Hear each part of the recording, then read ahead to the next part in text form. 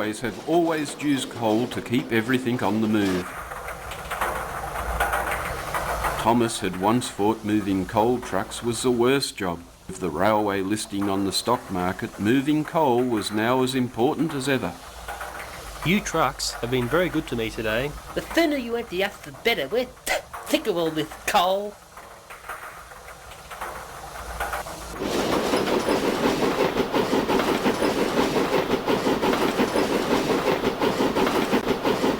Thomas headed away from the coal mine into the open country.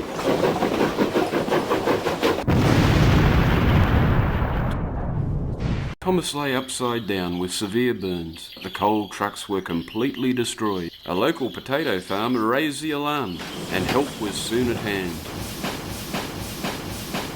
Earl arrived, bringing Jim the crane and the fat controller.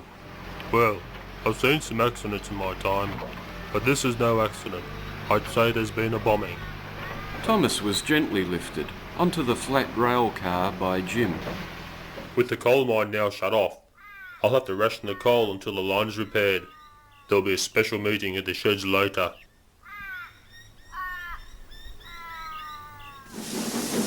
Later that day, Earl pulled into the rail yard.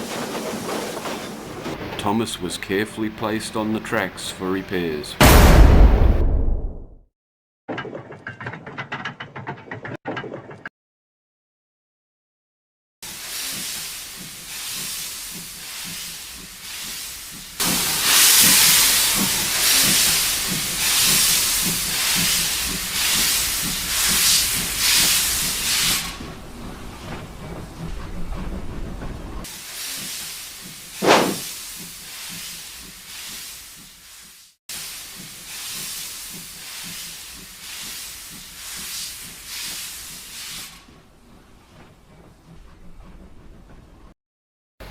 Right, this has been a very sad day for the railways.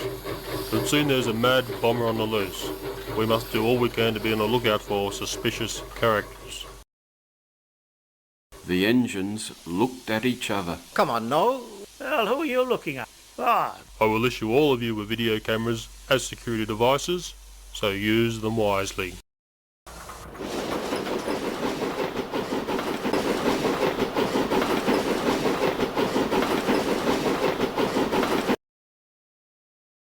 The engines viewed the cameras still in their boxes.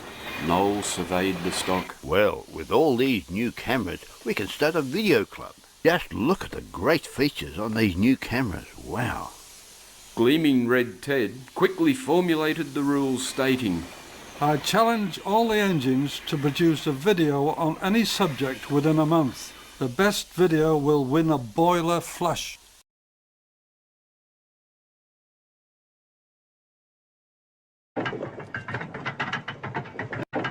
The engines mounted their cameras and made safe for the night, but on everyone's mind was the threat of a mad bomber. Next morning saw Andy the Diesel enter the yard boasting, So your coal supply has all dried up. It's about time you were all scrapped. Bob replied as he was still trying to turn his camera on. We might be old and dependent on coal, but we're survivors.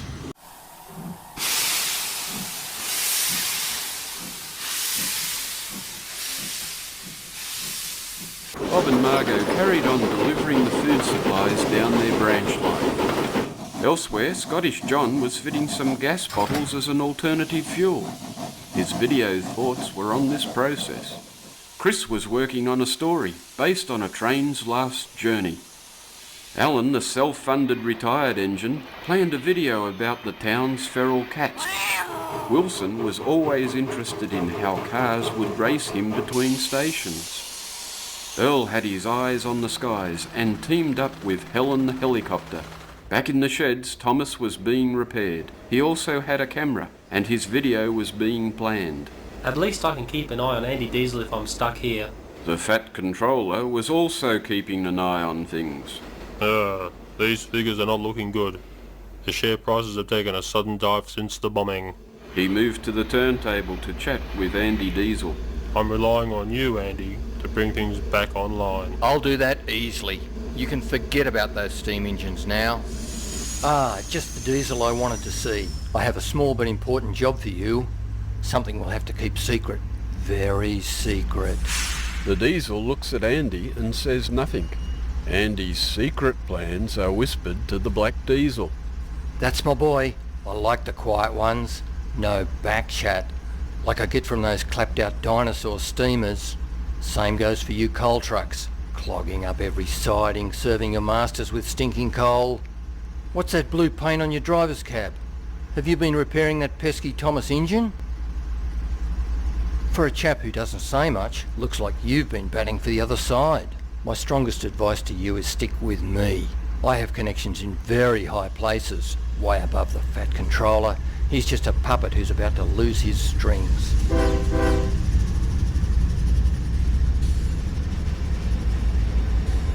2 weeks had passed and the engines assembled at the rail yards. Off in the distance a storm was brewing, so all the engines packed into the sheds. Thomas was almost repaired and was being fired up to check for any boiler leaks. The fat controller made a brief announcement. I hope you're all getting used to your new cameras. Keep up the good work. Ted was curious about the videos. Okay lads, we'll have a short movie night just to see how you've progressed. Earl was the first to show his work. The engines hissed at the first video. They had never seen the sheds from the sky before. I put my camera in the helicopter. Hey, just have a look at this where I went. Boy, there's some tremendous shots. It's a bit shaky, this. Oh, I don't like heights. Why is it shaking like that? It's all wobbly. Why don't you use the tripod? Oh, look at those sheds right down there. Wow. An outstanding effort, Earl. Excellent titling, good composition, although some shots a little shaky. Bob was next, but was unable to remove the tape from his camera. Well, you see, it's a drama. It's very good. I act in it. One of the most exciting scripts that I've ever seen. Okay, Bob, don't give the story away. Chris, have you got something to show? Chris's video played, and silence fell upon the shed. The lightning outside enhanced the story as the thunder broke the silence. Now that's a video. It sends shivers through your boiler. A fine example of how all videos should be made. Alan, it's your turn.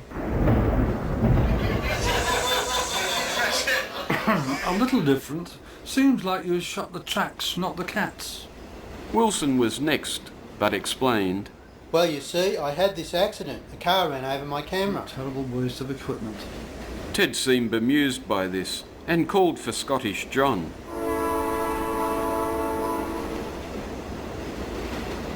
I'd like to tell you all about LP gas. It's very good to run your engine on. It's clean, but most of all, it's cheap, and that's what I like. Yes, a solid industrial video, John. Well done all. Then from the corner, Thomas whistled. Ted, I have a video. Well, it's sort of an animation. Can I show it? Animation?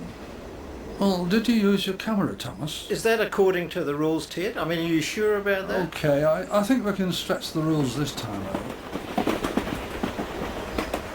This is the best thing I've ever seen. I think I see something. What's that on the turntable? Noel steamed forward, asking for a replay at reduced speed. Come on, Noel. There's nothing. You got to be joking. I can't see a thing. You've got to be I kidding. didn't see any of that. What do you see, Noel? I think that's a bomb on the turntable. A bomb? Don't panic, everyone. I can get it. Thomas steamed out of the shed. His driver placed the bomb on the running board and headed down the main line. If I am quick, I'll save the railways from certain doom. It's no good being on the main line. I'll have to find a siding. Thomas didn't see that the points were set to go into a work shed. Oh no! That's Andy Diesel's shed. I'll never stop in time.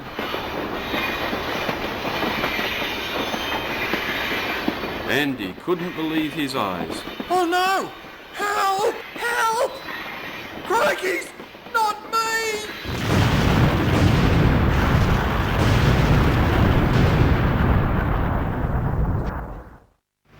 The next day saw Thomas once again being lifted into the shed for repairs. Well, Thomas, you saved the railways and your video showed the bomber hard at work. Just then, the Fat Controller arrived with the police. I've heard the mystery of the bombings is solved. That's right. Thomas had a video of the turntable while Andy Diesel was in the yard. I noticed a suspicious character lurking near his fuel tank, and we believe that character is you. The policeman holds the Fat Controller.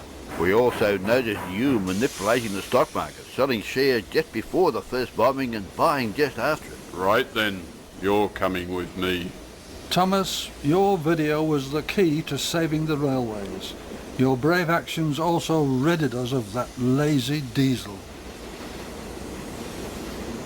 Thomas's video went on to scoop all the prizes in the video competition. It just goes to show that a little video can go a long way.